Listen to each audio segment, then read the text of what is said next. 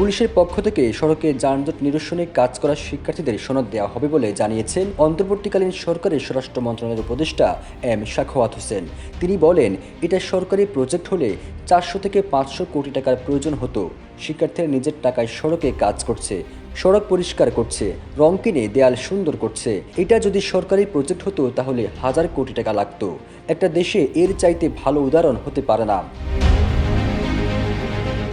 M Sakhawat Hossain বলেন, আমি আইজিপিকে অনুরোধ করব, এই যে শিক্ষার্থীরা রাস্তায় ট্রাফিকের কাজ করছে তাদের তালিকা করে সবাইকে পুলিশের পক্ষ থেকে সার্টিফিকেট দিবেন। চাকরির ক্ষেত্রে এটার যেন মূল্যায়ন হয়। রাজারবাগ কেন্দ্রীয় পুলিশ হাসপাতালে আহত পুলিশ সদস্যদের দেখতে এসে এসব কথা বলেন স্বরাষ্ট্র উপদেষ্টা এম সাখাওয়াত হোসেন।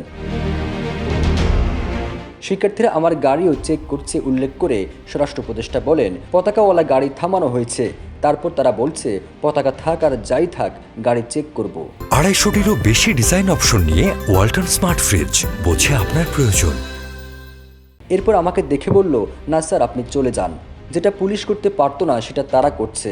তারা কোনো চাঁদা নেয়নি, কোনো দোকানে গিয়ে বলেনি খাবার দাও। ট্রাফিক পুলিশের কার্যক্রম ভিআইপি রোডেও শুরু হয়েছে। শিগগিরই সারা শহরে স্কাউটস, বিএনসিসি ও শিক্ষার্থীদের নিয়ে কাজ করা শুরু হবে বলেও জানান এম সাখাওয়াত হোসেন।